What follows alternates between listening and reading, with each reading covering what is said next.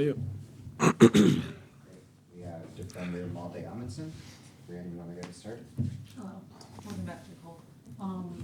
At Christmas start, I know I asked you a few weeks ago just where you were progressing with the injury. How close do you feel to 100% and being able to play on Saturday?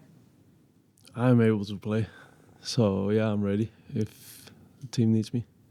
Do you feel like you're at 100% or is that still a process you're going to have to go through while playing? No, I'm at 100%. I'm ready to play, and that means I'm at 100%. What was the recovery like with that? You had a lot more time than if you would have had last year. What was that like, just the recovery process?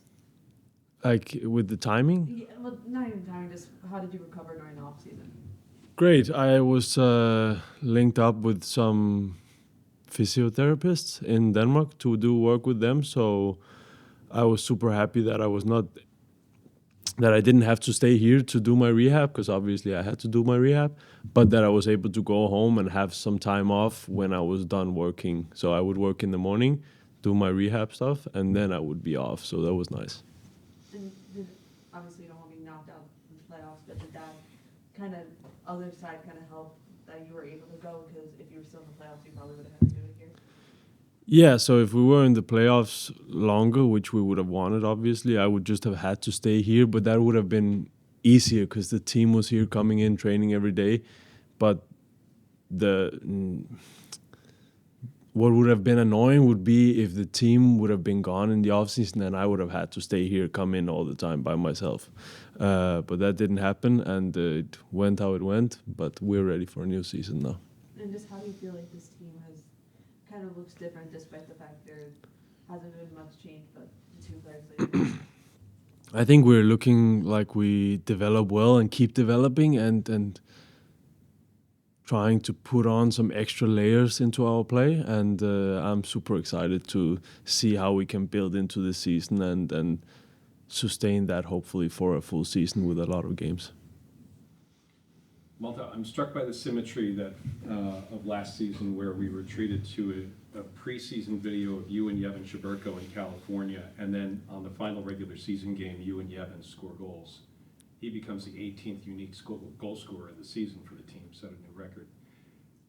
Can you talk about that relationship now as you enter a second full year together? Yeah, I mean, it's still going strong, or what you say, like it's fun. He's a great guy and I love to be around him, and to defend and, as you say, as well attack with him is amazing.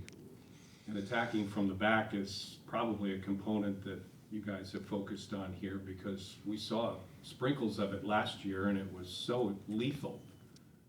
What more can we expect from the back line positions as we enter 2025? We want to be more fluid. We want to be also stronger defensively, because that is number one job. But then, yeah, to be fluid in the way we play so that we're able to help out in the attack as well, but also the attackers or midfielders to help out defending. Mm-hmm. Thank you.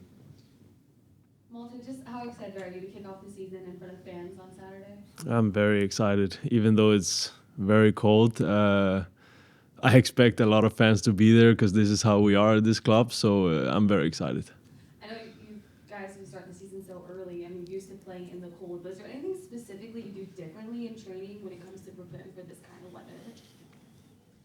No, I mean, it creates a little bit of a different environment before training and with the warming up to get warm, and now that we are warm, we have to be there and get it done and then get inside again. But no, it's cold and we have to adjust to that, as well as adjusting in the summer when it's hot, so it's just another task.